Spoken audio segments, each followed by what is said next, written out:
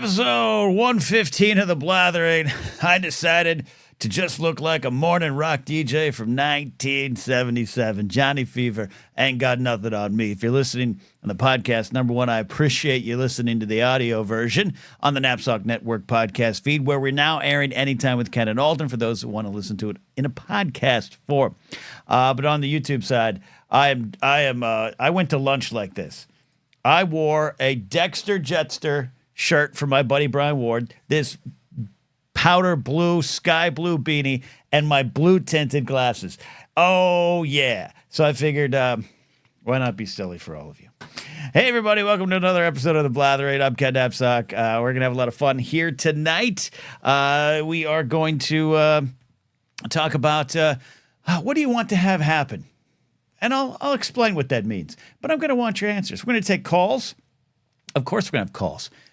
That's what we do here. This is a radio show for a new age, and we're going to take calls from listeners. If you want to call in, become a channel member here on YouTube or a Patreon supporter at patreon.com/Ken Knapsack. Hey, that's me, and you get the link to call in. I take the audio only, but, you know, I can see your camera. There's only one person who just routinely doesn't wear a shirt, and I don't want to change them. I like it. I like them being free and easy. We also are going to be doing NFL picks. And I threw away my list last week. Where did my list go? I did pretty good. I think I did pretty good. Steve's in chat. I think we're winning fake money. I should probably start betting for real. That seems like a dangerous thing to say. That seems like something we don't want to say out loud. I should start betting for real on the games. But I'm doing good. And that's probably because the Dolphins are doing good.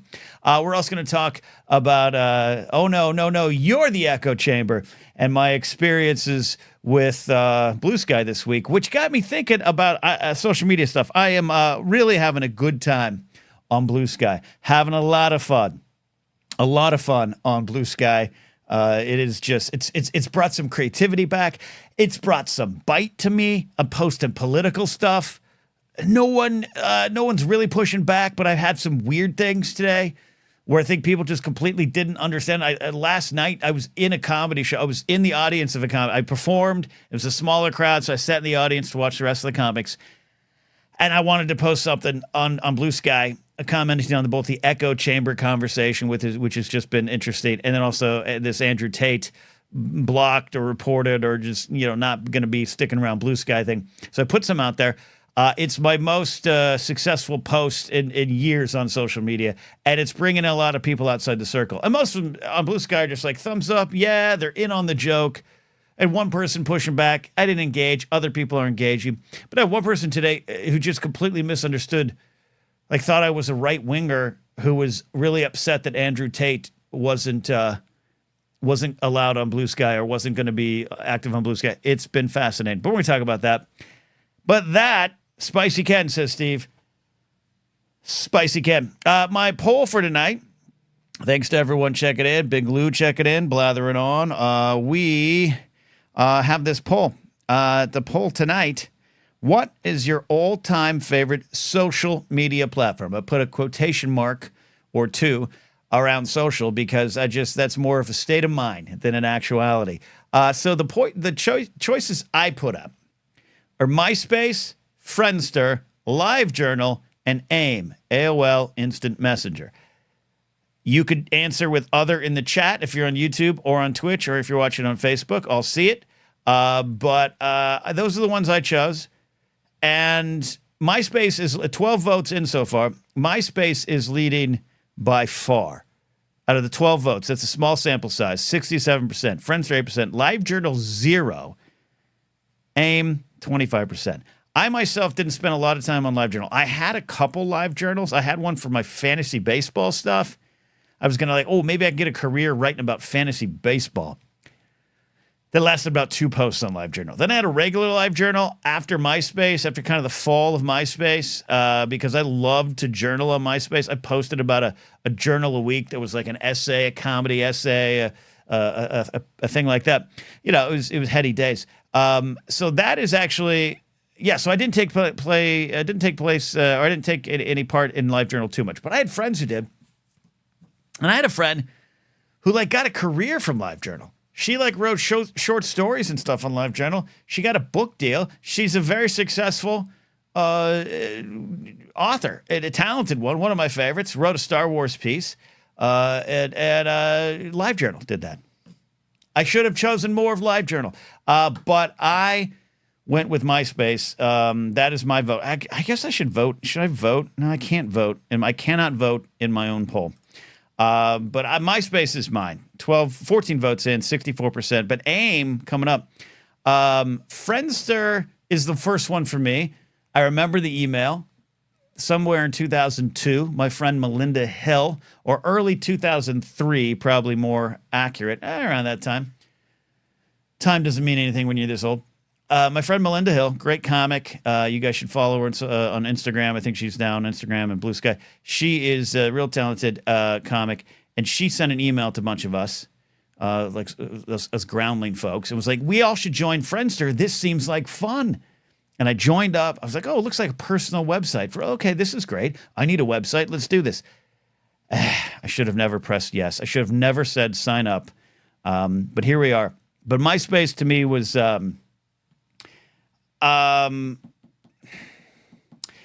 MySpace was, I want to say, the zenith of social media, because I think social media got better, but it was a special time when MySpace was really rolling. When Top 8 was in play, I don't even need Top 16, Top 8, where you could add the profile song, and then, of course, people just did too much to their profiles. They added too much HTML code and just would freeze your computer. My work computer would freeze while I was trying to get to, like, some cute girl's MySpace page to see if maybe she'd like me if I like her posts or something like that. Oh, it was a crazy time. But I think that was kind of, it was, I say special, not in that it was completely a great thing, but just you felt suddenly this rush of connectivity with the rest of the world. You felt what it would become, what social media is now, us watching the world all at once, communicating with the world, where I can have friends, I can have listeners and viewers and supporters from around the world. Not really possible prior to the explosion, I say, of MySpace. Now, I'm not there's some proper grammar for you. I ain't no social media historian, but I think to me that is when the true explosion. And it was crazy times. Dangerous things happened.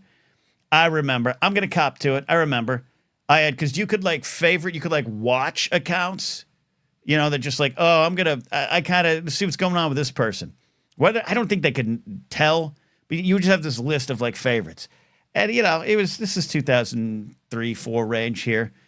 You know, I'd see a cute girl's profile. I'd favorite it as if that was some sort of courtship. Oh, crazy times. And I there was one. She's cute. She's posting sexy pictures, and this is all brand new. And the one day it was a guy, the profile completely changed, and that guy had been catfishing everyone. I didn't know what the hell that meant. I was confused. Where'd Cindy go? It's now Doug, and it was just that. It was this guy like, sorry, been messing with you. It was a weird time.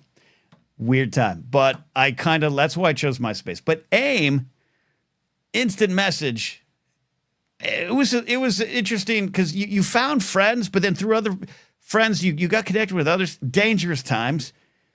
We shouldn't have been letting youth on AIM, but the sounds, the cues, a lot of fun. I looked forward to it. Come home. I'd waste so much time when I should have been pursuing my comedy career. Doing stand-up every night. I got to be home for AIM. Adam, Corey, they might want to reach me. Because this was an era, and 8984M has already said it. 8984M has already said, I saw his comment. These social media sites were all before, there it is. All these social networks were here before my time. Brady, screw off, okay? You youngster with your future intact. You don't know what it was, man. You never shouted, damn it, Doug. What happened to Cindy? You never experienced that. The sounds, the chatting. Romo says it's hers. That's the one. Yeah, there. Okay. But 8984M knows AIM. Okay, so you must have been a late stage AIM user. when he calls in. I want to know the whole story here. Checking the poll, 15 votes in. MySpace win. And I kind of figured MySpace would be the winner going away, but it's going good. Well, 62% to 31% of AIM. Okay. Jared the Dark Jedi is here. What's your choice, Jared? Wait. Okay. I got to question Brian Tiller on this. First of all, let me take a sip of my rum and pineapple tonight. We're going tropical. Brian Tiller, who's older than me, I'll call him out, says, Brady, I'm a lot older than you, but I never heard of AIM. Brian, Tiller, this is why I want you to get on Blue Sky. I know you're on Instagram. Get on Blue Sky. We need you to plug in. I want you to plug in. All right? I want the fact that you never experienced the joys of chatting in the corner of a business meeting on AIM is heartbreaking for me. I don't think your life is worse for it. Your life's probably better for it. But I just feel sorry for you that you never heard that message, that you never signed on to AOL and had communication at your fingertips with strangers. We gotta go back in time and correct that. Get on Blue Sky. All right, we are gonna have fun. Yeah, Chris King says nothing more exciting than the sound of that door opening on AIM. It absolutely was. Jared says Skype. What are you all doing on Skype? Google Plus. Oh God, I had Google Plus. I thought I was one of the. You know what? Google Plus. Jared was the one that brought it up. Is Google Plus an option? You know what? I liked Google Plus. I also was a big fan of Google Wave. I tried to get my writing team. This is back in the Matt Mercer, Matt Key, Jack Conway, and I. We'd meet every week, and I'd be like, guys, stop the presses. We've got to get on Google Wave to improve our productivity and our connectivity with each other during this project. It didn't work. It lasted about a week, and then they shut down Google Wave. I thought Google Wave was pretty cool. All right. We do have some calls coming in here, but we're not quite ready for those calls. And Steve says a true millennial experience was getting dumped via AIM or even a cryptic away message. I don't even know if I experienced that. MSM Messenger was all the rage in my school. James Holmes saying that. Mike Fig says, YouTube just asked me if this was a good video recommendation to tune into your stream. And I said, yes. And they asked me why. The answer was entertaining. You all mark that down. Mike Fink, my friend Mike Fink, who's just a sweetheart of a human being. I have been blessed to have breakfast with that man. He set the tone right there. Entertaining. Andy Fink says, yeah, we had MSM here too as well. I missed it. I had that. I didn't use it. All my friends were on AIM. One of the things on my mind today, before we really get diving into the show, there's two things. I wanted to talk a little bit about, like I said, what's going on in Blue Sky. I'm having a good time. And here's the thing. It's not just that it's a political war field over there. I switched over there last week. I'd been on there for a couple years. I had the invites, all that thing. It exploded. It's viable right now. It's good to get the word out. But I just feel that I have newfound energy to get in there and just make a joke at the expense of the incoming Trump administration, post serious things about it, enlighten people, or just share things that, hey, this interview worked for me. Maybe you should check out this clip. It might help you. If it doesn't, great. If not, cool. But here's something I enjoyed. But also promoting, also joking. I think there's a good vibe going over there. That might not last forever. And there's a lot of people on Blue Sky right now that are kind of like they were at the concert before everyone else, and they're like upset their bands are getting more popular. And I understand the vibe. I was a Sarah McLachlan fan. Then Lilith Fair happened, and I was kind of like, she's mine, and you get kind of upset. It's a weird thing. We all kind of do it. Like Closing Time comes along, and I'm like, Semisonic was great before Closing Time, you a-holes, and they're going to be great even after. And they are. Dan Wilson's one of the best songwriters ever. But I understand. I get it. There's a lot of that going around on Blue Sky. But I'm just dare I say, I'm free to be me in a way that I've never been. And what was interesting is my buddy Alden Diaz over there at Anytime with Ken and Alden. Every time I talk about him, I have to pay him $1. But he was laughing, that he has not seen me this active. I have not been this active on social media in a social kind of way since before he really knew me as a person. I just was a face on a screen he'd watch. And that's actually true. I have not been this active scrapping and just having fun and posting things and talking and responding to comments even since like 2019. And it's okay. You don't need that in your life. I think, like I'm joking with Brian Tiller, but not being on AIM or MySpace or Twitter, it's an okay thing. I think you can live a good life without it. For what I do, I need to be on this stuff. But it's fascinating to see what's going on there. There's some true connection. In the face of a really troubling world, there's some good energy there. And the big conversation that is coming up around it is this idea of the echo chamber conversation, which is hilarious. I don't even know where it's starting from. But one of the things that's about Blue Sky, it is predominantly, I don't even know if it's 100% fair to say, but it is predominantly left-leaning. At least that's what's going on a big scale. But I really do think, I was telling a friend today, because she still posts pretty regularly on things. Blue Sky is a good way to communicate, talk to people, connect with people. And for people in my line of work, we got things to promote, and you can be direct and promote it. But also, if people just know who you are and they like what you're saying on a post or just a reply, they're going to find you. And that's happening right now in a way that hasn't been happening on social media for a long time. Blame it on the algorithms, blame it on Elon, whatever you want to say. It just, people aren't going places anymore. They're not finding people. There used to be a time on Twitter where you posted a funny joke and it went viral or semi-viral or just got outside of your circles. You'd pick up followers. You'd pick up new fans. So for the social aspect of it, it was valuable, and much like AIM back in the day or MySpace, you were connecting with people. But for people like me in entertainment or people trying to get the word out, that's what we needed. I think I had like 1,000 Twitter followers, and then I got on Screen Junkies. People found me through that. I had like 44,000 for a while. Most of them bots, most of them gone. The number's down.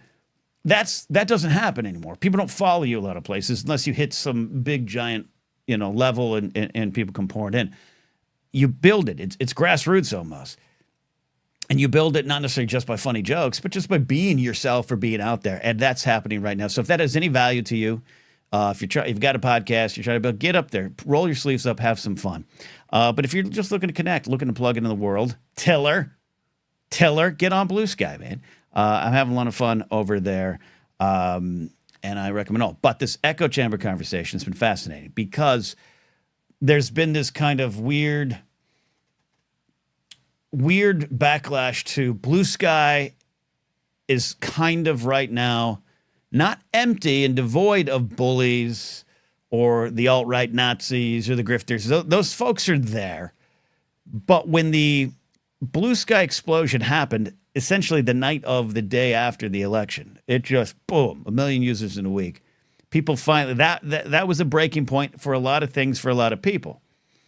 And to come on over, it was this, hey, we're not going to do what we did over there, which was, something you couldn't avoid it. At some point you couldn't avoid it, but we're not going to dunk. We're not going to engage. We're not going to give them the air to breathe. Fire needs oxygen. Let's remove the oxygen from those folks that aren't here for good faith discussions. This isn't nuanced conversation going. That can happen on social media. I've seen that. You've all experienced that. But that's not been what's going on for a long time.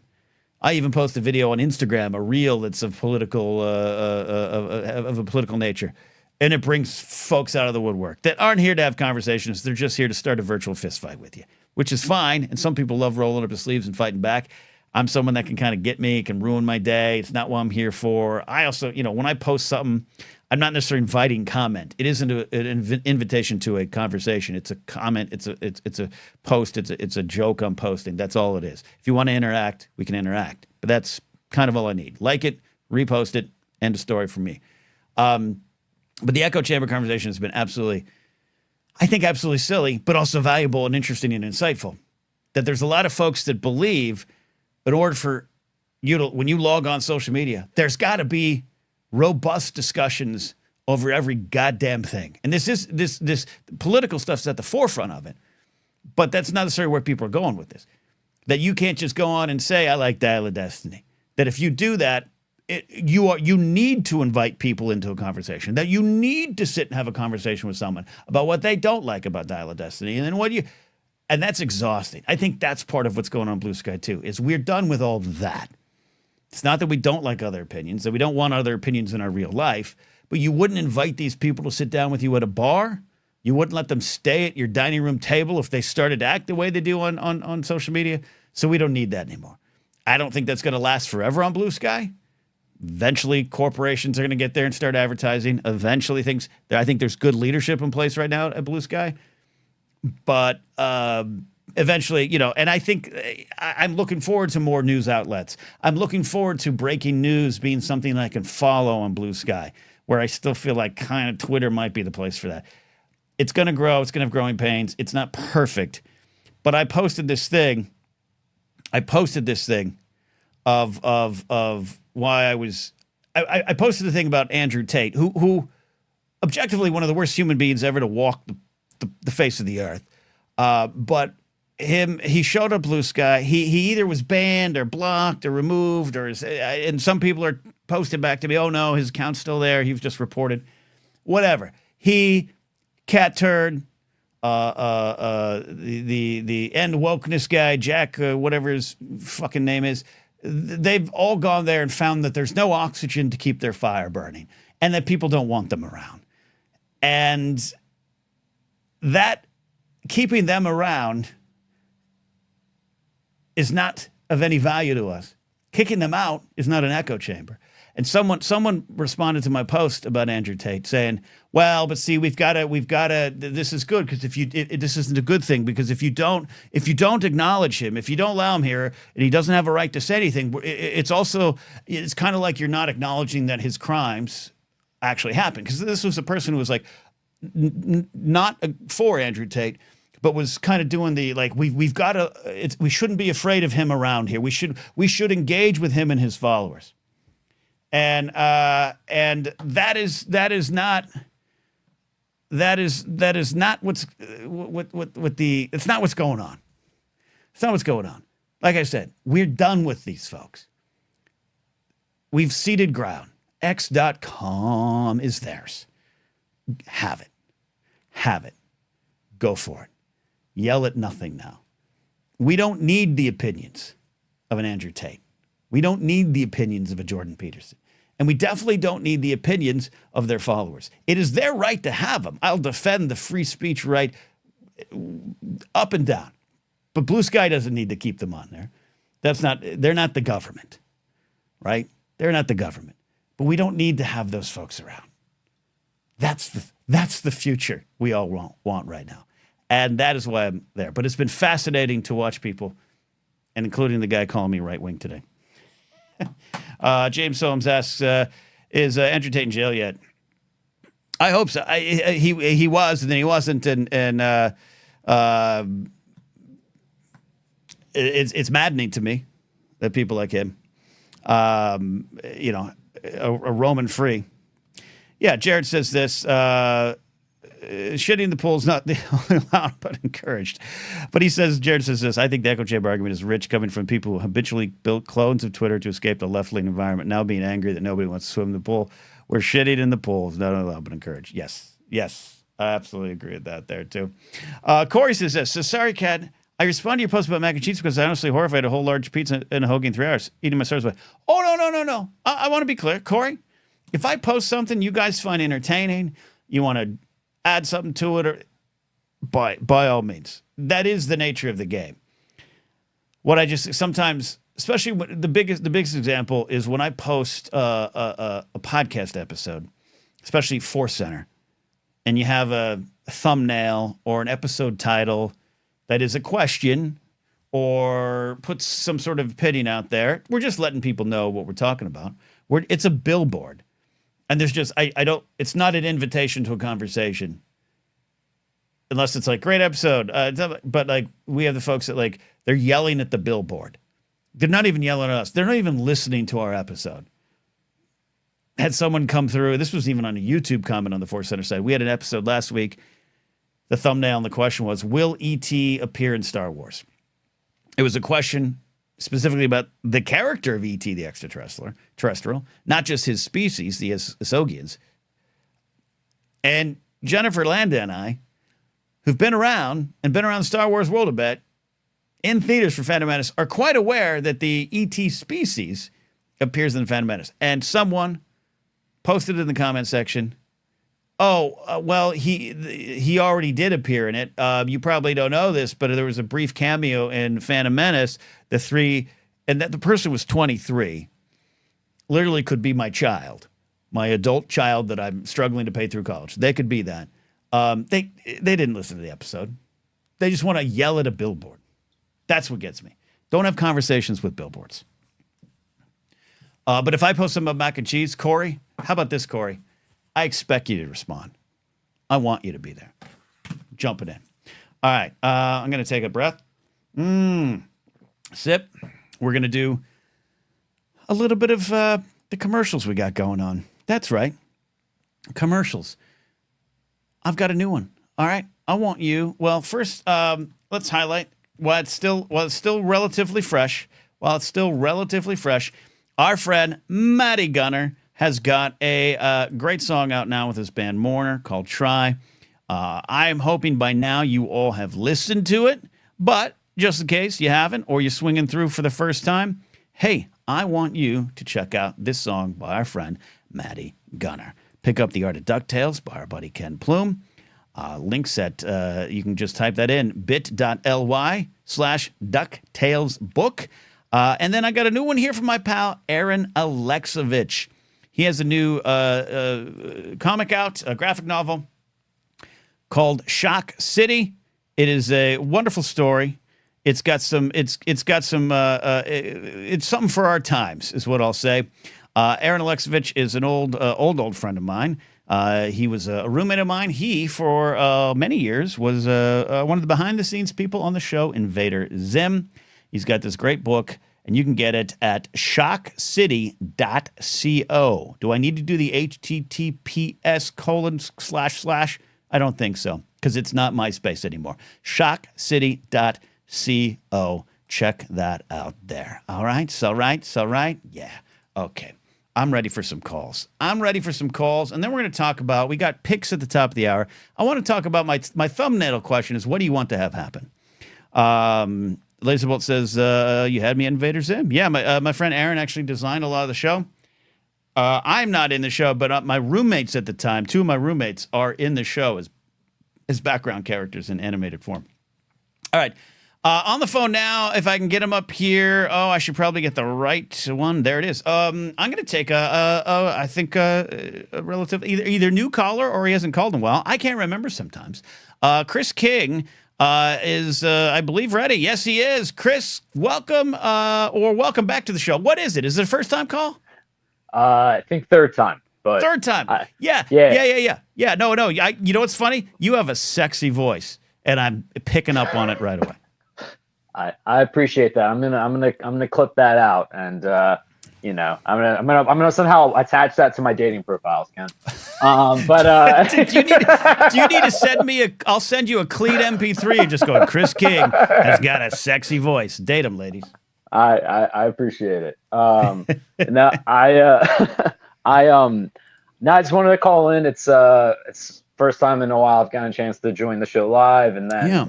I hopped on and I saw you talking about MySpace and AIM, and I had a movie recommendation based on that, and I also had a story because I think I heard of a breakup via AIM, which Steve got dumped. Yeah, I have a story, not a breakup, but an interesting story via, or at least it starts via AIM that I thought I'd share. But I want to hear it. I'll go with the movie recommendation first. I don't know how many people in the chat have maybe seen it. Came out this year. It's called Dee Dee. I don't know about this. It's a really good small. I think came out at Sundance, and I think it's the guy's first time feature. He's made a lot of short films, but it's semi-autobiographical. Okay. 13-year-old in 2008. So he's on Oh AIM, wow. and then you see him get on. He's on MySpace, and they have the whole top 8 of MySpace, which is a whole. Oh yeah. That's another reason why I voted for AIM, because I'm sorry, but like screw MySpace's top 8. That caused way too many controversies. Too much friction. Too much That's friction. yeah, it's a story point in the movie, actually, which I was watching it, and I was 16. I was in Yeah. 13 in 2008, but I was like, oh shit. I was like, wow, this is way too relatable. Hmm. But there's a really, he's on AIM for a lot of it with his friends, and so that door opening and closing sound, I was like, Yeah.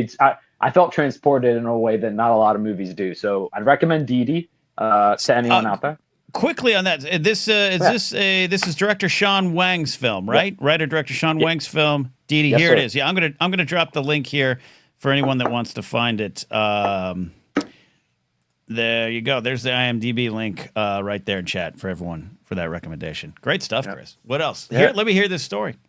Oh no. So again, it's 2009, 2010 or whatever. It's my senior prom. I asked my senior prom date on AIM.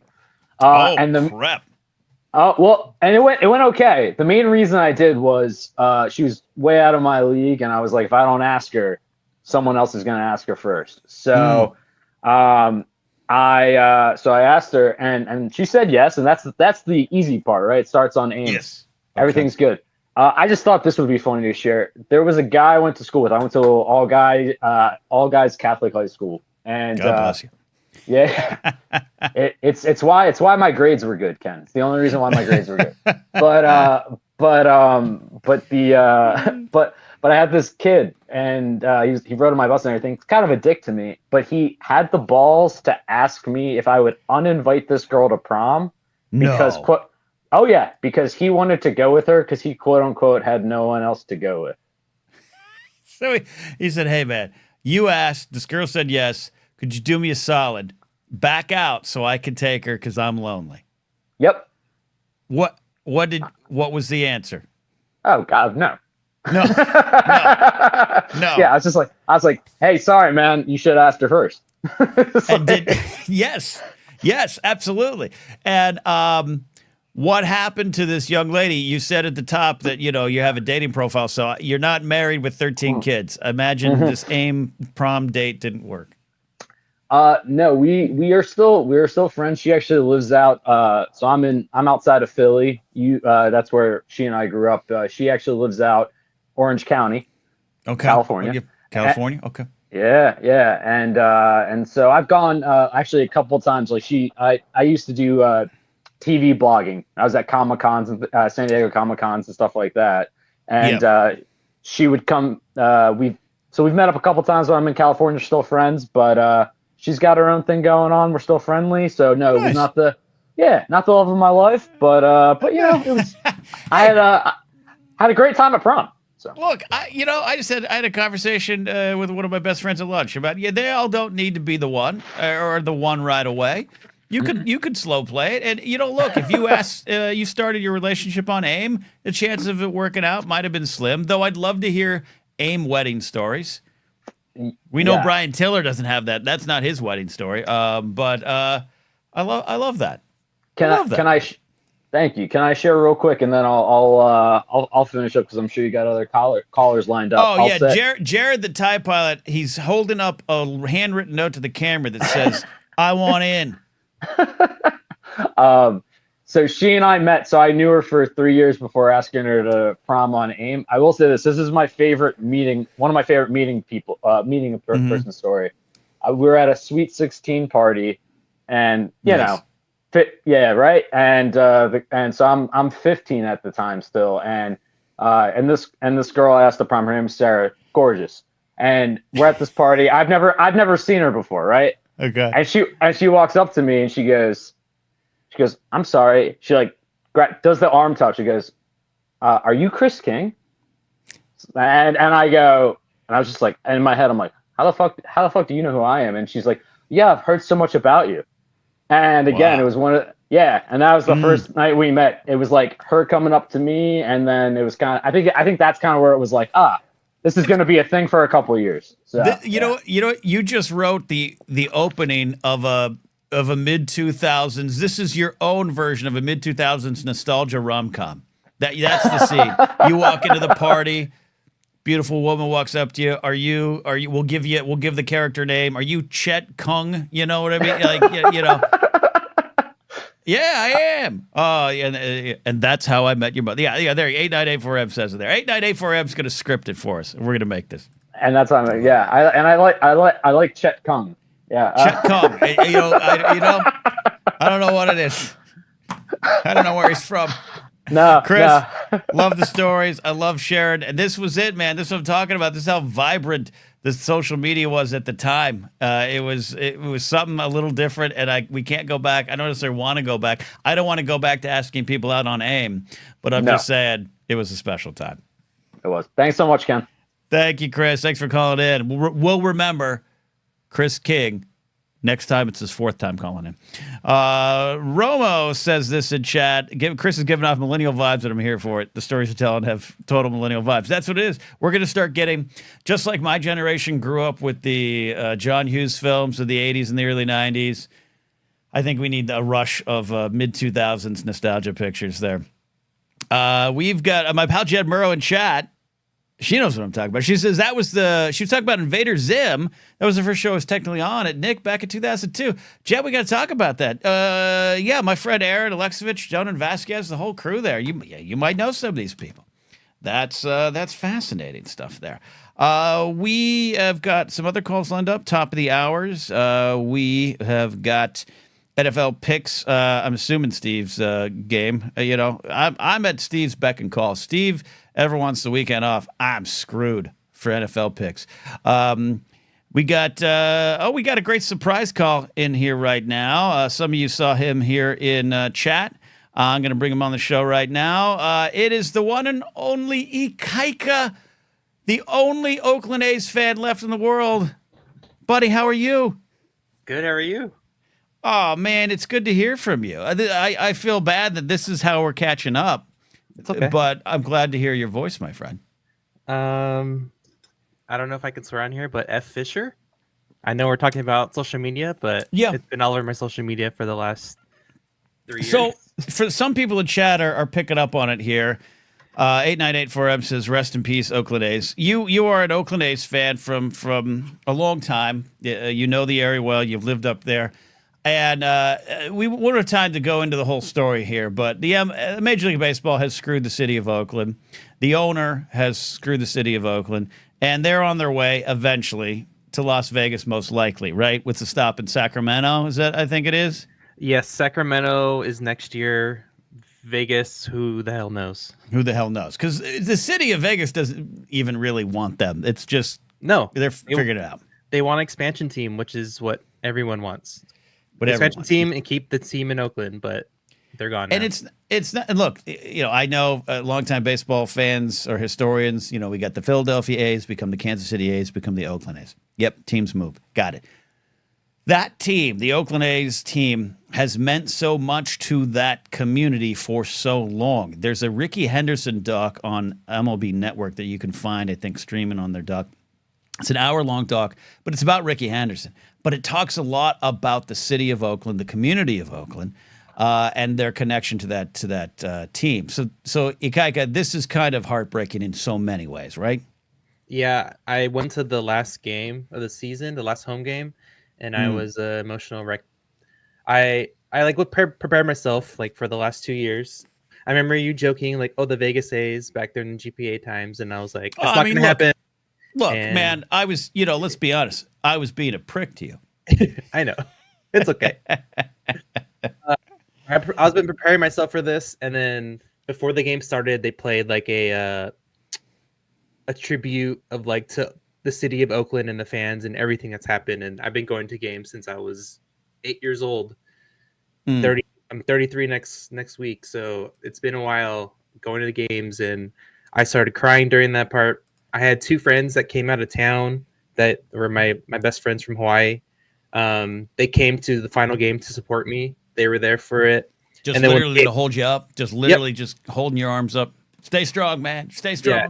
And then when the game ended, that was just another set of tears. Like we won the game, it was great, but like seeing Mark Kotze come out and talk to the fans, even though they were saying like we want the players and the coaching staff to go into this like in the locker room right after, but they stayed out there to give us like some love for all the love that we've given them. But it was such a hard day. Hard day. It's because again, it's more than just a sports team, and yeah, I know the Golden State Warriors not there as well, right? So, it's been a community that it's just not fair to a community that they're so closely associated with the sports team that a lot of their identity has come from them over the years. So that's a loss. But outside of that, buddy, you are younger than me, but where did you spend most of your time on social media? Social media, it started with AIM. It was AIM and Zanga, which was another. I don't think that even exists anymore. I don't think so. I remember I used to have like a hyperlink on my Zanga that went to like Linkin Park music and Green Day and stuff that was all back when they were really popular. I know they're having a resurgence now, but I don't know. Oh, Linkin Park. I was going to say Zanga. I don't even know. Should we all go to Zanga? Should we get Zanga profiles? And breaking news on the poll, 26 votes in on the poll. What is your all-time favorite social media platform? MySpace, Friendster, LiveJournal, or AIM? It is almost a tie. MySpace is at 50%, Friendster 4%, AIM 46%, LiveJournal a big 0. We have no journalists here in the show tonight. That's, I don't know. Did you spend a lot of time on AIM other than Zanga there, Ikaika? No, I was on AIM. I remember I had like a Dragon Ball Z like GIF as my avatar. That was, I remember talking like you would come home from school and you would just wait and hear that door creaking open of like your best friend or your crush, and then you get so excited. I don't know if anyone talked about it, but there is a game on Steam called Emily is Away, and it's basically you're in college and it's AIM format. Everything looks the same. You get to pick like your thing, but like when you type stuff in, it auto types things in, and then you have a yes or no, like, oh, this girl that you have a crush on, she's like in love with Derek. Do you say Derek's a jerk, or do you like support it and be a good friend? Oh, wow. This is good social stuff. There's 2 of those games. They're really great to play. But AIM was all the way. I think MySpace was fun, but the fact that like older people were getting on it, I didn't like it. Like when I had like my uncles on it and stuff, I'm like, no. That is often. Adi Gallia says Emily Away 2 is MySpace. Emily Away 3 is Facebook. There you go. That's. God, you're taking me back, Ikaika. When the old folks get on there, that's when you got to seed ground. I think Facebook is a great example of that. Mm-hmm. I don't think they migrated over as much other spots, but X.com perhaps. But it's almost like they stopped at Facebook. Thank God. But they definitely moved around. I remember that. I keep my Facebook. I barely go on it. It's more like doom scrolling. Same. When I do go on it, it's just like, the same family members are still supporting these people that they shouldn't be. Oh, yeah. I know. I go on Facebook just to see which old friends from high school I'm gonna defriend over their love of Trump. So it's that. Did you ever ask anyone out on AIM? You said you got girls with crushes showing up. Did you have a prom story like Chris King's AIM prom story? My first girlfriend, which isn't really a girlfriend because we dated for a month, but like held hands once because it was like 7th grade. I asked on AIM, didn't ask in person because we always like talked on there and like we were in classes together and stuff. But like, I wouldn't consider that a real relationship because nothing really happened. No. It wasn't. No. Besides that, I didn't really have anything. Like I had prospects. They just didn't feel the same way back. I get that. I think that's fair. I think that's fair to keep them there. And AIM's a good, you get to know each other, and then you move it to a more normal setting. Maybe. I don't know how it works. Ikaika, good to catch up. We got to do it properly. I promise you we'll connect on Fortnite one of these days. Yes. But overall, since I haven't really seen you since the GPA days. We've talked, but in a nutshell, every time I get Hawaiian bread from the store, I think of you. I hear your name on the wind, but you're doing okay, buddy? I'm doing okay. Yeah. Going through the holiday struggles right now, like everyone else is. When you're like, I'm about to go Christmas shopping, and then I need new tires for my car. Yeah. Stuff like that. Yep. Yep. Loving life though. Love and life. Yeah, same thing. $3,000 on doggy teeth being pulled. Yeah, it happens. It's a thing. Mm-hmm. It's a thing. But Ikaika, love you, brother. Thanks for calling in. Okay, and Love you too. seriously, I just bought 4 more rolls of Hawaiian bread. I'm gonna have some soup tonight. It's gonna be that kind of night, and I'll think of you. Okay. Save some for Hawaiian breakfast. I can't wait to you're around me to make spam and Hawaiian rolls again for me. We'll do it. All right. Thanks, Ikaika. Right. Kaki Shively, everybody. He used to run tech for us over at GPA, the Good People Association. You know him. Give him a follow. Find him on social media there. Hit him up on AIM. Ken Plume in chat asked a good question. What was my AIM away song? I do not remember. I straight away do not remember. I'm trying to. I might not have even set one. I was on it all the time. I don't think I got that cool. I definitely had profile song stuff. I definitely had my top 8, my top 16 going on MySpace, but on AIM, I don't remember that there. I don't know. But someone who does remember all this stuff, because we're talking about it, I'm going to go here to Brady, then to Jared, and then Steve at the top of the hour there. So with picks coming in. So Brady, if you're ready, unmute your mic, jump in here. Brady, how you doing, first of all? What's your favorite social media platform of all time? It's riveting. Riveting answer. And it's felt like 2 months already. But yeah, it has been. Yeah. So what's your favorite social media platform that you use, that you grew up with? I grew up with. Okay, so here's the thing. I made a MySpace account, but then everyone was already moving to Facebook. They were done. Yeah. And I didn't bother doing any of the HTML stuff because, I was like, what? No. Yeah. 4th grade? I was in 4th grade, I think. Yeah. 4th? Oh, this was 4th grade. This isn't like, my second year of college. You're like, 4th grade. Yeah. Everyone was moving off MySpace in my school. Yeah. Even back then, people were like, the Fox News guy owns MySpace. So I think there's kind of some history repeating itself right now. Yeah. Yeah. But then we moved to Facebook. And I actually... I was like boycotting Facebook because I'm a hipster, It's like, you're a hipster. Okay, that's fair. I do that sometimes. Yeah, so I was like, Google Plus is where it's at, and then Google Plus face planted. So I was like, okay, fine, I'll make it Facebook. I gotta write that down. That might be the title of the episode as when I change it. Google Plus is where it's at. Wow. It had a short reign. I thought there was a day I thought this could happen. This could work. Yeah, it was 2 days, and then people thought about what circles that. Google Circle. That's right, the circles. Oh god. Yeah. Have they made a documentary about the failure of Google Plus now? I want that on Netflix. Give me an Apple TV series. There's probably some YouTube they deep dive why. Maybe. I'd love it, but I'd love a dramatic reenactment there. Brady, what's your question tonight? What's on your mind? And then we'll solve it for you here. And just calling in, and just chilling, just chilling. Yep. Actually, I have a question right now. Yeah. Do you get sort of AIM vibes from Discord? Because I only heard AIM, the noises. I never actually used it. There's a little bit of it. There's a little bit more of an open forum atmosphere to Discord.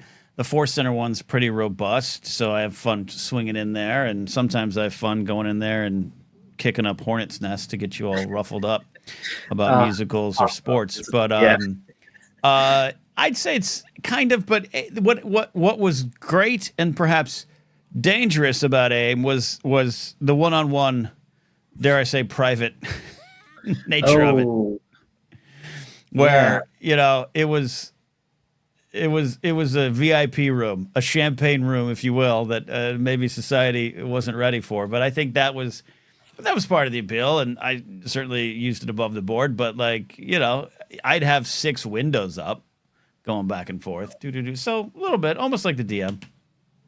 Actually, I kind of relate to that because I don't know those I think Gmail used to have the chatting feature. All my friends were just on Gmail. We just chat.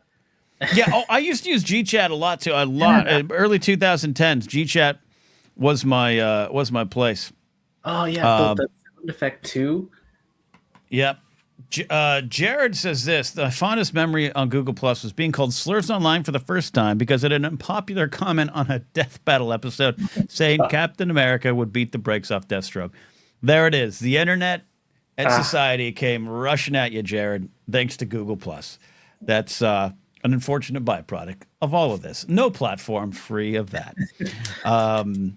Discord is an underrated platform, says Romo. Yeah, I agree with that there. Yeah. Good stuff, Brady. Good stuff. Google Plus memories. Yeah, Google Plus. Oh, yeah. Wait, technically Google Plus killed the Gmail chat. I think so. Oh my god. Yeah, I think that another thing for us to shake the fist at. Google Plus. What did in the YouTube comments? Remember that? remember Bob the Tank? I mean, I'm going right now. Yeah, there's no Google Chat on the site anymore. Yeah, nothing here. I mean, that used to be that was a primary form of communication for me in like 2010 and 11 was GChat. GChat indeed. All right, Brady, thank you for calling in, my friend. And I'm glad to hear from you, not on public transportation or a rooftop. Yeah. Oh, just real quick. Yeah. Sort of like small. No, it's not a personal plug. This is just like a public service plug. If anyone has time, if you could take your time to phone bank and ballot cure. Let's go. Sorry. And what? Sorry, you phone bank for what? Oh, phone bank for some outstanding races in California. Oh yeah. Well, do you have an easy access link you can drop in chat if anyone's interested in doing that? Yes, I did. Where did it go? It's okay. Take your time. You're here for a bit. Put it in chat. There's absolutely one right. I hope this get down ballot plugged in is what we're calling around here. Derek Tran. There you go. Derek Tran. Yes. Derek Tran. Yeah, we still got it. Michelle still has a bit of a lead, right? I don't know the latest on it. Oh no. Derek Tran has like a few hundred vote lead, I think. A few hundred vote lead. Yes, okay. So we need yes, please. Yeah, if you have time. We need to pull that margin a little closer. Drop that link in chat if you got it there, Brady. And I appreciate you calling in, buddy. Yeah, and thanks for having me. You got it. 8984M, a.k.a. Brady, a.k.a. Kyrie. But now this guy, who is apparently a TIE pilot in the Empire's Navy, according to what he is claiming all the time on his username here. Jared, how you doing, buddy? What's on your mind? What's going on, Ken? How's everybody doing tonight? I think we're doing okay. I'm focusing on other things tonight than a lot of the political stuff, just because I think every once in a while I need that break, and everyone else maybe that does as well. Oh yeah, I'm just kind of getting back into the world myself. So, I've had an interesting week after last week's episode going into Friday. I had a mental breakdown. Okay. So I've got a brand new pair of socks to add to the collection. And okay, how can we help you? Talk to me. I'm just a man with a beard and a beanie, Jared, but I'm here for you. And you know what? That's all you guys got to be is here. Here, it's just fun to listen to everybody go on about fun things because I too loved MySpace back in the day. What was? You strike me as just young enough, but old enough to really know how to spruce up your MySpace page. Oh yeah, it taught us how to code. I'm gonna be 39 in January, so you're there. Yep. Oh yeah, and actually, funny enough though, as much as I probably did use MySpace, the social media thing that I actually used a lot of that was not a very popular thing because of its nicheness was actually a website called snowboarder.com. That's what I used to do plenty of, and it was basically Facebook for snowboarders. It was amazing. Snowboarder.com. I'm convinced that Brian Tiller was on this. He was a skateboarder, but I bet he was on snowboarder.com. Chris, to Chris in chat, go ahead, drop a fundraising link here in chat. Absolutely, go for it. What did you do on snowboarder.com, Jared, other than talk about snowboarding? Oh, that was basically it. Your profile would be set up so it would give your snowboarding stats, so your stance, the board you use, the size, all that fun stuff. Then you could upload videos of any like tricks or stuff you were doing. There was a whole trick tip. There was a big forum, so you could go on and tell people how to do tricks. And you had friends and groups that. Oh yeah, it was basically Facebook with a forum, and it worked really well. I mean, look, I spent a couple days on ratemypoo.com, but I that's about the only other place I know outside of Facebook and MySpace in that day. All right. Yeah, no, that was one. And I had another. Oh no, go ahead. No. Go ahead. Continue your thought. I was gonna say I had another one that I was a part of for many years that was a little different, and it started as actually a street team for a multimedia kind of personality. I don't know if anybody's ever heard of a guy who did the persona known as Dr. Steele back in the day. I don't know Dr. Steele. Yeah, no. So his persona was like a mad scientist who wanted to take over the world and make fun the top priority. So everybody would just have fun. Yes, sir. Yeah, it was great. So and he would do like steampunk music would be like the main draw for a lot of people. But the street team started out as what was known as the Army of Toy Soldiers, and we became Toy Soldiers Unite. And when the inevitability always happens where the guy who did the persona just disappeared, literally just disappeared. Yeah. We were left with 50,000 people worldwide with nothing to do. So we kind of became a little charity organization and whatnot in our own right. So, and it was a great family of artists and miscreants and everybody to just get together and share your art and all sorts of we encouraged the goofiest shit and whatnot. I love everything you're saying here. I'm not familiar with this, but this speaks to that kind of, I don't know. Yep. I don't want to say golden age of the internet, but a different kind of internet. Oh yeah. If anybody's interested, you can still find his videos. Look up on YouTube, Building a Utopian Playland. It's like a 6 to 7 minute video and that he put together. He's got a bunch of them for music videos and other stuff, but it's bloody hilarious because he goes into his philosophy of I want to take over the world and make fun the top priority, and also change the definition of toy. In the Dr. Steele New World Dictionary, toy will be defined as toy, noun, an object that makes you happy. Love it. I think we can all get behind an object that makes us happy. Yeah, I see. Again, I want to dock on this. I want to dock on all these things that are from that age of the internet. We all need to know because it was happening. You're intimately aware of this one. I never heard of it, but you probably also weren't in some of the circles I've been in. You know, it's and again, for better or worse, and at times worse, people found people, and that's been kind of the double-edged sword. But I think at times a needed one. Yeah, it was a good golden time of the internet where you could find communities. It's definitely become a lot harder these days. But that's why I'm here this week again, instead of just sulking in the bed, being depressed as I've been for the past week. Because it's a good community. Chat's always good. You are a good man, Ken. You always put a smile on my face. So it's always a good time. I'm only as valuable as all you out here in the community. I want you to know again today, Jared, I emptied my mailbox on time. Yeah, I know. It's one of those. Unfortunately, I don't know if and when I'll ever return to work. So that's It's been a week. It's been a week. Well, I hate to hear all that, buddy, but I'm glad you're here, and we always welcome you here. Value your call. Look forward to your call, and one day we'll get the whole story on Jared the TIE Pilot's name. One day. All right. Love you guys. Thanks, Ken. All right. Jared the TIE Pilot, everybody, one of our regulars around here. You too could be a regular by becoming a channel member, supporting on Patreon at patreon.com/KenNapzok. Or that's if you want to call in. If you just want to hang out here and watch the show, be in the shadows, that's also tremendously valuable as well. Be part of the community any way you want.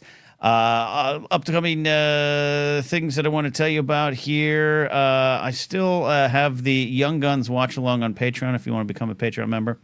One of these days, I swear to God, Young Guns 2 is coming. I swear to all things holy, it is coming. Support at patreon.com/Ken Knapsack. Also, don't forget to check out our book, Adam Knight's book, Cowboy Ending. Our buddy Adam Knight has a great book out there, great book series. Check it out. Get it wherever books are booked. Adam Knight and Cowboy Ending. All right, it is time. We don't have a theme song quite yet. Maybe we'll just hum it. Dun, dun, dun, dun, dun, sports, dun, dun, dun, dun, dun, sports, NFL picks with Steve. But also we check in with Steve about social media or whatever the question is tonight. I should say tonight it's about social media. Steve, welcome to the show. What did you have on your MySpace page? Thank you so much, Ken. Oh man, that's a great question. MySpace taught me HTML, so that was my favorite part about that. Future coders of the world unite. Yeah. I mean, I'm not even that good at it, but it just helped me kind of like be competent enough to kind of do what I do in my current job. But yeah, it was a lot of like Led Zeppelin and Dave Matthews Band, like background playing things that'd be really annoying as soon as you got there. And then top 8 drama. That's what I remember about MySpace.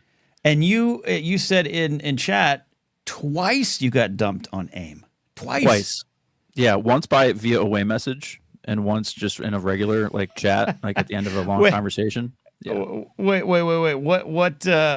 What happened with the away message? You just came back and she was like, "We're done." So the bus ride home with different stops didn't go great. So I was thinking to myself, "Oh, that was weird." So then you go home, you do your homework or whatever for an hour it is, and then you hop on to AIM that evening, and you realize, oh, the away message, because back then this is. Middle school, AIM, the early 2000s, right, 1999, like that kind of time period, right when it started. So it was, early 2000s. The away message was like your resume as a middle school person, right? That was your things, your interests, and you would check the away message. And usually if you were in a relationship, there was some kind of indication of that in your away message, and you would somehow indicate the username of the person you were with or something, right? And have dates or something, and all of a sudden you go and check Sally's obviously not her away message, and it's oh my name's not there anymore. I wonder what happened.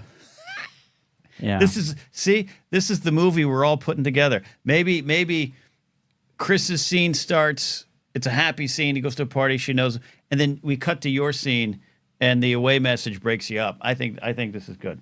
I think we got a story. Yeah, and then the relationship status is just like replaced with some cryptic song lyrics usually. Yes.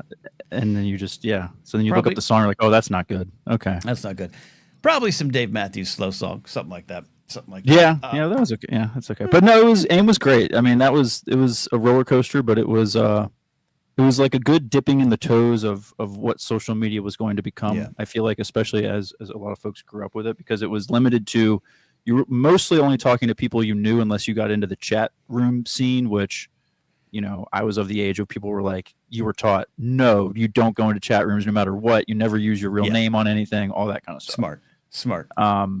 So it was usually just like your community of friends at school or sports or whatever. So, and then of course, things like MySpace and all that stuff blew up, and we got exposed to the actual internet, and our brains have never been the same. Never been the same. We weren't prepared for it. We just weren't prepared for it. The tidal wave was coming, but here it is. We are all the wreck of the Edmund Fitzgerald as a society, and the wave has taken us under. Great stuff there. That was the first. Did you talk about the second one? What was the second dumping?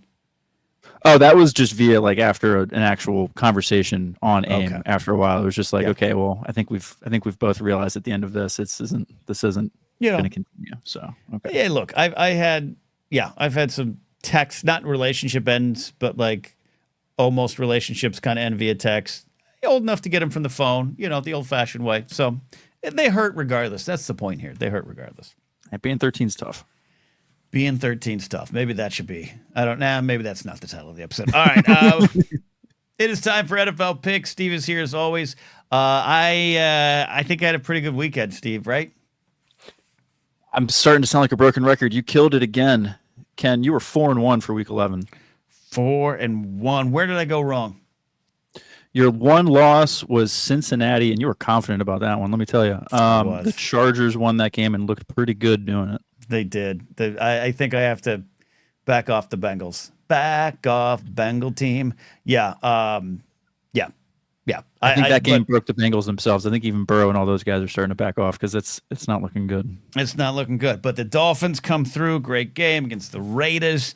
Denver just destroyed Atlanta. I felt pretty chuffed, Steve. Felt pretty chuffed. Denver was a great pick. Buffalo was a great pick. That's right. You know, I'm not saying Pittsburgh I'm turning was a great into the pick. Pittsburgh. That's right. That was a close one. I was worried about the points. You were getting good. 3 points. Yeah, there you go. I'm not saying I'm turning into the Schwami, Chris Berman's the Schwami, but, you know, I'm feeling pretty confident. Will the hubris return? We got 5 picks. What are the games, Steve, for this week? All right, going into week 12, you are 29-21 on the season. Woo! Oh, that is oof. That's almost too good for me because now I'm getting so cocky that I could take an 0-5 and still feel good about myself, but I gotta center myself, Steve. That's better than a lot of the talking heads on TV. Just saying. Are you calling me a Skip Bayless? Are you calling me Skip Bayless? Oh no, not at all. You're not nearly annoying enough to be Skip Bayless. We know that. Not nearly yet. All right, what do we got? Picks. Pick number 1: Minnesota at Chicago. Chicago is a 3.5-point dog at home. Yeah, look. I think I've been riding that Viking train this year. I like what's going on there. They've had some ups, they've had some downs, more ups and downs. It's not looking good in Chicago right now. It started good. I like the kid, Caleb Williams. I like what's going on there. I got my friend Paul Denuzzo, PLD Network. He's a Bear fan. I just think it's Vikings, but it's also a story about the Bears continuing to look to the future. As they should with the great quarterback that they got, but I'm going Vikings here, and it's not good. They're not going to cover. Taking the Vikings, the Vikings, 3.5-point favorite on the road. Yeah, that Bears coach is a dead man walking. Sorry. Mm-hmm. Game number 2. Number 2. San Francisco at Green Bay. Green Bay is a 3-point favorite at home. Man, and then I've got the Dolphins in Green Bay for Thanksgiving. What's the points again? Green Bay is a 3-point favorite in Green Bay. Not quite a frozen tundra. Could be. I'm gonna go Green Bay. I'm going Green Bay. I need them to win. Here's the thing. This might be clouding my decision making here, Steve. I need Green Bay to have a big win and to be overconfident going into the Thanksgiving game. So I say they're going to win. It's going to be about a 5-6 point win over the 49ers. Good game, but I'm going Green Bay. Mind games looking ahead. All right, taking Green Bay. Playing these mind games together. All right. Some kind of druid dude. There we go. Game 3. Game number 3. Philadelphia at the LA Rams. The Rams are a 2.5-point underdog at home. At home, huh? Oh, okay, Rams. Okay, they're still a little embarrassed by the Dolphin game. We got Barkley and his leap and move, which is now in Madden. And I thought, Steve, you had a great observation on Blue Sky, right? That you're going to use that Barkley jump and lose 3 yards every play. Sounds about right. Yeah, all right. Because it's going to be one of those things you got to use it in the open field and everything, but you're going to panic and want to use it because it looks cool and then get tackled. And now it's like 2nd and 15. So second and 15. I totally agree with that. But we're going Eagles on the road. It's, SoFi is a great stadium, but I don't think the Rams are going to live up to the hype this week. I'm going Eagles on the road. Let's do it. Go Birds. I'm a little worried, but go Birds. That's for you. That's for you, buddy. That's for you, my pal, Hal Lublin, Eagles fan as well. Appreciate that. All right, here we go. Game number 4. We always pick your Dolphins last. So game number 4, Baltimore at the LA Chargers. Ooh. The Chargers are a 3-point dog. This is the Monday night game. Oh, okay, that makes sense. I was like, we're just I think 4 teams should play at SoFi at the same time. Let's just do it. Let's figure it out. Just play half court. Let's play half court. Love it. Or a little arena football. All right. So Ravens at Chargers. What's the points again? Chargers are a 3-point dog. With good reason. Coming off a good game, they're going to be hyped. but I think Baltimore's feeling like they got to start. If they're going to be at the top of the heap, this is a week they got to make a statement. We've got Mr. Lamar Jackson at quarterback, ready to show the world again on primetime. I'm going Ravens on the road. It's going to be 6-7 point win. Okay, taking the Ravens on the road, big game. All right, I'm taking a lot of road teams today. Well, Packers not. Okay. Right. Yeah, I gave you a mix of road dogs and I didn't want to give you everybody, but doing a lot of like home favorites. Want to give a mix this week. You're good at this, man. You're good producing and making it tough for me. But the final one is my Miami Dolphins. We always have the Dolphins on the block here. What are we at this week? New England at your Miami Dolphins. The Miami Dolphins are a 7-point favorite, just like last week. Ooh, look, so man. they've got to score a lot of points to get the money. I always feel a little dangerous putting too much faith in the Dolphins, and that's not this season. That's for the last 25 years. That confidence starts to build, and that's usually when the ground starts to shake underneath us. But when you have Colin Cowherd, who can be tough on the Dolphins, saying on his show this week that despite being 4-6, he wouldn't want to play the Dolphins unless it's on the road in the cold in January. But he says, other than that, they are a top 10 team. They're playing well, averaging 28 points the last few games. Tua, he's even exceeding my expectations. His completion percentage is crazy. Their third down percentage is crazy. I am sorry, but I'm not sorry for New England because I hate the Patriots. Dolphins winning big. I think it's an 8 to 10 point win for them. All righty, love it. Taking the Dolphins. Yeah, I think that's good. But Miami's playing well. If that offense is clicking, you're at home. Things can happen. I love being at home, and then we got the I think Thanksgiving. It's going to be my thanks. Poor Grace, my loving fiance, who when she started dating me, I was in a cold spell on sports. I wasn't watching sports that much. She's confused why football is always on in the house now, and Thanksgiving is going to be a football day for us. Yeah, that's going to be a tough game for your Dolphins in Green Bay on Thanksgiving, but we'll see. It is, but look. I have memories of the Dolphins at the Cowboys, 1993, snowy Thanksgiving Day. The vibes will be strong, but we'll get to that week when we get to that week. All righty, so just to recap your Week 12, Minnesota. You're taking Minnesota against Chicago. You're taking Green Bay over San Francisco, Philadelphia over the Rams, Baltimore over the Chargers, and your Miami Dolphins over New England. Those are your Week 12 picks. Week 12 picks, and Lauren Romo says in chat, just a friendly reminder, Detroit Lions are 9-1 atop of the NFC. Oh, no one will forget. There you go. Steve, thanks for the NFL picks. I appreciate you as always, my friend. Thank you so much, Ken. Appreciate it. All right, Steve coming in. We do it every week here. I am 29-21. He said, oh, my God, I didn't think I'd be this good. Rad said, think all of the films are root for Tua, but for the love of God, wear a guardian cap. I don't disagree with that. Achan had one on for a couple weeks. I noticed he took it off this week, maybe feeling a little bit better. But, yeah, I think the guardian caps are great. I would like to see the design improve, and they will. I think they will improve eventually. The company that did them is fascinating. It's kind of a mom and pop, and they're doing good, and they're obviously growing. But I think they'll get to a point where we can find a way to combine it all. The aesthetics definitely look weird, but what are aesthetics in the face of long-term health? But Tua he says it's a personal choice, so we'll see. But I'm with you all on that there. Almost done here tonight, but I did the thumbnail conversation. Laserbolt says Ken wants Spaceballs helmets. At this point, might as well, huh? It's that or touch football will be what's happening.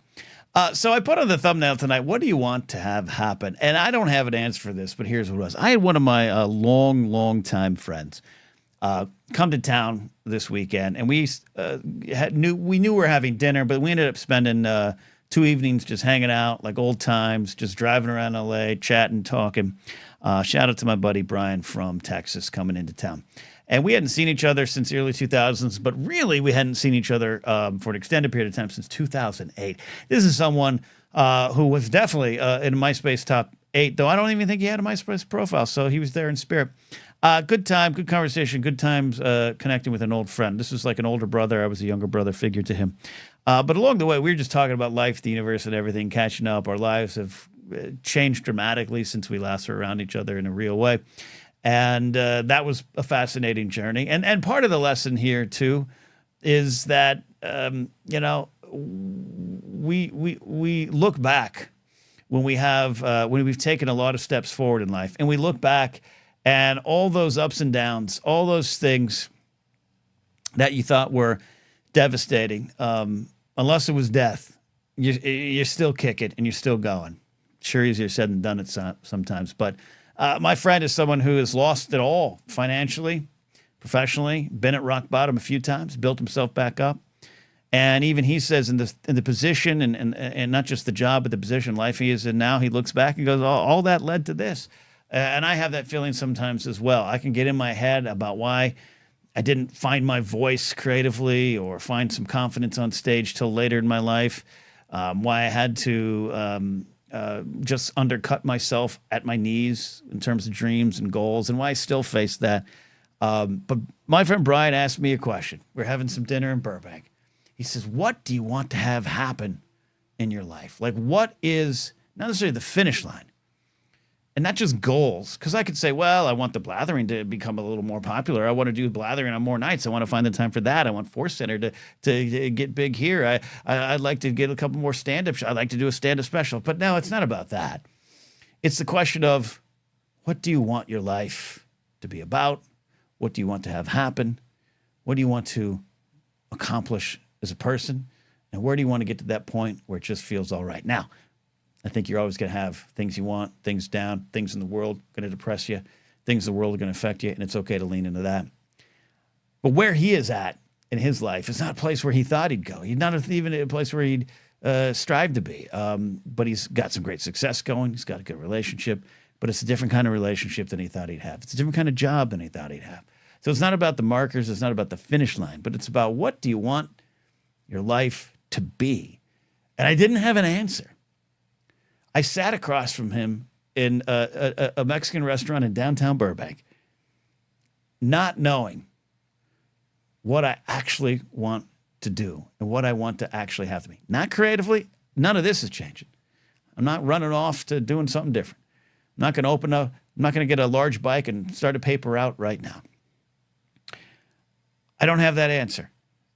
And the part of what we came to, part of the end of our discussion, was, that's okay. The journey's still going. And I want to figure that out. Is it a large amount of money? Is it retiring to the islands? Is it running away in an RV with laser bolt video? I don't know. It's not just about legacy. It's not about accomplishments and resumes. But he is at a point in his life that all the roads, all the failures, all the things put him where he needs to be, and he didn't expect it, and he feels good. And he looks around and says, this could do it. This could be it, and I'd be happy. I spent a lot of time yearning for more. I spent a lot of time not focused on what I do have. I spent a lot of time thinking, well, I better start something new so that show can take off, so that I can find a following there, and not concentrating on what I have. That includes this show and you people and everything out there. I don't know. I don't know the answer. I just wanted to put it out there.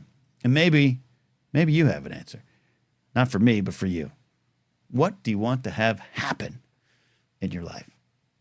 It was a good, wonderful weekend with a longtime friend, and it got me thinking. That I don't have the answer yet, and that's okay. Chris says, I want purpose and love, and in my opinion, that can evolve and take many shapes and forms. Thanks for making me reflect on this, Ken. Well, you're welcome. I'd run away, ladies. This is Jared. I think we all should run away with laser bolt. So I don't know. I don't have an answer. I didn't want to do it at the top of the show because I didn't want to wax poetic. I'm not depressed. I am not without purpose right now. I'm not without things. I'm creatively inspired right now. Got some new things coming on Force Center too. New show dropping on Force Center tomorrow. Check it out. But I felt almost haunted because I don't know even how to put that answer into context of my life. Alan Smithy says, I want to make a movie. I want to make one movie. I love that. Ken Plume said, I don't have an answer. I'm like, I don't have an answer. Adia Gallia, other than being a great Jedi, says, I haven't found that answer yet. And I'm pretty early in my career building phase, but I'm finding myself enjoying building community around me. And what that will continue to look like, I don't know. 898 from says, yeah, there's no real answer because it can change depending on time. This is a non-time limited question. It can even change beyond your life. I like that too, Brady. Look, you might not have been on MySpace as much as the rest of us, but you're an insightful young man. And this is not a time-limited question indeed. And yeah, the journey does change. It bends and tweaks and goes up and down. I always say what I'm doing right now here and what I have done in digital media for the last 10 years didn't exist. I wanted so bad to get out of my day job for 17 years. The job that got me out of the day job didn't exist, so I couldn't have envisioned it. Addie is back. She was out watching Wicked tonight, which apparently is a musical. I want to feel that I've made a difference. I like to be remembered, but I know we don't get to make that choice. That's true. But I bet the Professor Addie probably has made a difference in students' lives, whether you know it or not. Mr. Holland's opus, the Professor Addie's opus. Jared leaves a super chat that I would ignore, but I can't. I want Ken and Ken to watch DS9. That's a good goal. That's a goal you could definitely have.